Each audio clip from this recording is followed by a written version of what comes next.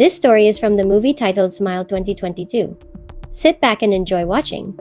Smiles are often a comforting expression, but it becomes an unnerving and haunting element, presented in an eerie and unsettling way. It delivers a chilling and terrifying effect. It's the perfect choice for a thrilling night, even if you're alone. Dr. Rose Cotter witnessed her mother's traumatic suicide during her childhood. After growing up, Rose became a successful psychiatrist. One day, Rose encounters a particularly troubled patient at the hospital. The patient is Laura Weaver. She witnessed her professor's horrific suicide at school. It was a horrifying and traumatizing experience. Laura, clearly in shock, was brought in for psychiatric evaluation. Laura described seeing a sinister smiling figure following her everywhere after the incident. The figure sometimes disguises itself as her friends. Other times, it takes the form of her family members. However, only she can see these terrifying visions. Rose notices Laura becoming increasingly agitated. She tries to calm Laura down and divert her thoughts. Suddenly, Laura's gaze locks onto an unseen figure in the room. Laura starts screaming uncontrollably. She crawls backward, attempting to escape. Rose looks but sees nothing there. Rose watches in horror as Laura begins to convulse. Rose grabs the phone to call for help. When Rose turns back, Laura appears to have vanished. A shattered vase lies on the floor. Laura reappears, smiling eerily and clutching a shard of glass. In a horrifying moment, Laura drags the shard across her neck. Blood gushes, soaking her clothes. Her face remains locked in that unsettling smile. As a psychiatrist, Rose has witnessed many troubling cases. But this traumatic event shakes her to her core. Rose collapses to the ground in terror. The most chilling part is Laura's smile, frozen on her lifeless face. When Rose gets home, she is haunted by the day's horrific events. She pours herself a glass of wine to calm her nerves. But the very thing she fears most soon manifests. As she looks into the mirror, Laura's haunting, twisted smile appears behind her reflection. Thankfully, Trevor arrives home at that moment. The eerie vision vanishes instantly. The next day at work, Rose still appears shaken and distracted. She begins to look into Laura's case more closely. Laura had no known history of mental illness.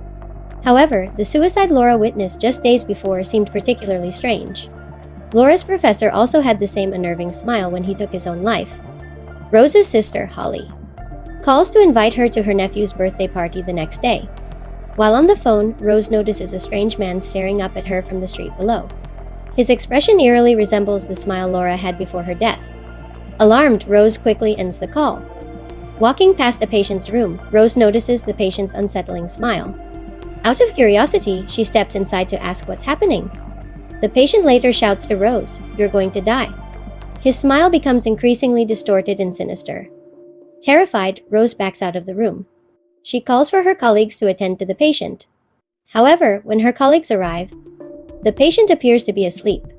Rose begins to question whether she is hallucinating. Rose is called into her boss, Dr. Morgan Desai's office. Dr. Desai attributes her behavior to the mental strain of witnessing Laura's suicide. He decides to give Rose a week of paid leave to recover. He advises Rose to rest and return when she feels better. When Rose gets home, her condition worsens. She begins to experience both visual and auditory hallucinations. Rose grabs a pair of scissors for protection. She searches the house but finds nothing out of the ordinary. Suddenly, she notices a window has been left open. Her phone rings. It's a call from her security system. They inform her of a triggered alert at her home. They ask if she is safe. However, the voice on the line grows increasingly unsettling. The caller urges Rose to turn around and look behind her. Rose trembles in fear, unable to turn around. Then, Rose's phone rings again. The phone she was holding vanishes from her hand. She picks up the ringing phone again. This time, it's the actual security service, checking on her safety. The police arrive to inspect Rose's house. They find nothing unusual. When Trevor comes home, Rose notices that her cat Mustache is missing. She searches every corner of the house but finds no trace of the cat. That night, Rose dreams of her mother's suicide once again. Startled awake, Rose finds herself unable to sleep. She replays the audio recording of her session with Laura again and again. She hears faint, unsettling whispers in the background. Amplifying the audio, she hears a faint but clear voice calling her name. A horrifying apparition suddenly appears beside her. Rose collapses to the ground in terror. Trevor rushes out of bed to check on her. He finds Rose trembling, clutching a knife for protection. She waves the knife defensively, convinced of the danger around her. The next day, Rose meets with her colleague named Dr. Madeline Northcutt. Dr. Northcutt attributes Rose's hallucinations to unresolved trauma from her mother's suicide. She explains that recent events have triggered suppressed memories. This has brought Rose's repressed fears to the surface. Dr. Northcutt advises Rose to rest and take a break to clear her mind. She suggests distraction techniques to ease Rose's mind. Rose attempts to compose herself. She heads to her sister Holly's house with gifts for her nephew's birthday party. But when Holly's son opens Rose's gift, his joyful expression fades into horror. Inside the box is Mustache's lifeless body. It's the same cat Rose has been searching for. The wounds on the cat suggest Rose killed it during her hallucinations. In her hallucination, she killed Mustache. Rose tries to explain that she didn't do it. But Holly and the guests refuse to believe her. To make matters worse, Rose spots the ominous smiling entity among the crowd. It stares at her with its eerie grin. Rose is so terrified she stumbles back and falls onto the coffee table. Shards of broken glass cut into her arms. Rose is rushed to the hospital for treatment. Holly berates Trevor for not taking better care of Rose. She accuses Rose of traumatizing her son. Back at home, Rose is overcome by anguish and despair. She tries to tell Trevor everything that's been happening. Trevor refuses to believe her, dismissing her talk of a curse. He accuses her of killing Mustache in a delusional state. Rose investigates Laura Weaver's connection to the previous victim. The next day, Rose visits Laura's family to learn more. She learns Laura displayed the same symptoms before her death. Laura had seen someone else die with the same disturbing smile. Laura even sketched the eerie smiling faces she encountered. One of the sketches was of her deceased brother, who died 20 years earlier. Laura reportedly felt tremendous guilt over her brother's death. After creating these sketches, Laura began exhibiting extreme paranoia. Soon after, Laura took her own life in a gruesome manner. Armed with these clues, Rose seeks out Joel, her ex-boyfriend and a police detective. She asks Joel to look into Laura's connection to the previous victims. The results confirm what Rose feared. The deaths form a chilling pattern. Rose asks Joel to dig deeper into the chain of victims. Joel uncovers another related case, matching the same eerie details. A woman at a gas station had witnessed a man gruesomely take his life with the same disturbing smile. Upon further investigation, they find the exact same deathly grin on the man's face. Joel connects all the dots, showing the sinister pattern in detail. Meanwhile, Trevor still doesn't believe Rose. Rose goes to Holly's house, trying to convince her about the curse. Holly is still furious about the events at the birthday party. The conversation ends in an argument, and Rose leaves in distress. Rose realizes she has no one left to turn to. Luckily, Joel calls with more information. He's followed the trail of names connected to the curse. Joel reveals there are over 24 victims. However, one man survived. He didn't die after encountering the death smile. However, he's currently in prison for murder. Rose and Joel visit him in prison. Joel uses his police connections to arrange the meeting. The prisoner, Robert Talley, explains the curse has caused similar incidents in different places. He tells Rose that the only way to break the curse is to kill someone in front of a witness. The curse then transfers to the person who sees the act. Rose returns home, shaken by what she's learned. Rose picks up a knife, grappling with the idea of killing someone to survive. Just then, Dr. Madeline Northcutt, her psychiatrist, pays her a visit. Dr. Northcutt wants to check on Rose's mental state. She's concerned Rose may be a danger to herself or others. Dr. Northcutt warns she'll notify authorities if Rose doesn't cooperate. During their conversation, Rose's phone rings unexpectedly. The voice on the phone belongs to Dr. Northcutt. Rose freezes, realizing the person in front of her might not be real. Dr. Northcutt suddenly gives Rose a chilling smile and says her time is almost up. Rose, overwhelmed by terror, realizes she can't endure the curse any longer. She hides a kitchen knife in her jacket, desperate to end the ordeal. Rose heads to the hospital where she works.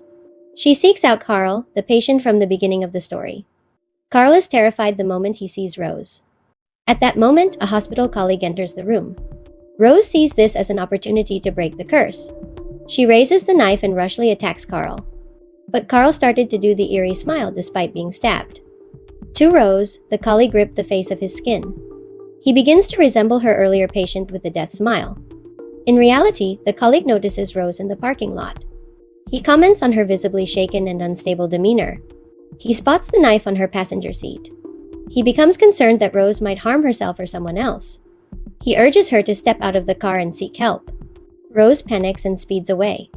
She flees, desperate to escape the hallucination. But before she can act, she freezes in terror. Carl begins screaming, but it's not real. It's all in Rose's mind. Her vision blurs and reality twists around her. Her colleague yells for security, mistaking Rose's panic for aggression. Rose realizes it was just another nightmare. It wasn't real, but the horror still lingers. Rose knows she can't bring herself to kill anyone, even to survive. Rose suddenly comes up with a plan. She decides to isolate herself somewhere remote. Her goal is to ensure there's no one around to witness her death. This way, the curse cannot pass to another person. She decides to return to her abandoned childhood home. It's isolated and far from any potential witnesses. She believes it's the safest place to contain the curse. However, the house holds painful memories of her mother's death. Her sister wasn't there during their mother's suicide. Rose was left alone to witness their mother's tragic suicide. Since that day, Rose has been haunted by the trauma of her childhood. This unresolved fear makes her vulnerable to the curse. Determined, Rose decides to confront her demons head-on. In her childhood bedroom, she envisions her mother. Rose recognizes that it's not really her mother. It's the curse manifesting. It's just another form of the entity. The unnerving smile gives it away. The apparition pins Rose to the floor. In a moment of clarity, Rose summons the courage to fight back. She pushes the entity's hand off her neck. She grabs a nearby kerosene lamp and smashes it onto the entity. The entity bursts into flames, writhing in agony. Rose watches the fire consume the entity, thinking it's all over. But the nightmare is far from over. Rose visits Joel, hoping to confide in him. Joel remains the only person who believes her story and has tried to help. His support gives Rose a fleeting sense of safety. She wishes they could return to simpler times. To her horror, Joel suddenly flashes the death smile. Rose realizes the curse hasn't been broken. Panicked, Rose runs out of the house screaming. She finds herself back at the childhood home, as if trapped in a loop. Joel, the real one, appears and approaches Rose cautiously. Rose assumes he's another hallucination brought on by the entity. She runs back into the house, desperate to escape. At that moment, the entity reveals its true, horrifying form. Rose stares in paralyzed terror as the entity advances toward her. The entity forces Rose's mouth open and begins to enter her body. Joel bursts into the room to find Rose dousing herself with kerosene. Helplessly, Joel watches as Rose lights the match and sets herself ablaze. And with that, Rose's life comes to a tragic end. But the curse is not over. It seeks a new victim. The heartbreaking conclusion leaves no room for relief. Yet, the grim ending amplifies the realism of the story's terror. The true horror lies in how trauma and fear manifest as inescapable curses. Such deep-seated fears are not easily conquered. They remain with you, shaping your existence. Not even the most skilled psychiatrist can unravel their grip. That's the end of the story. See you next time.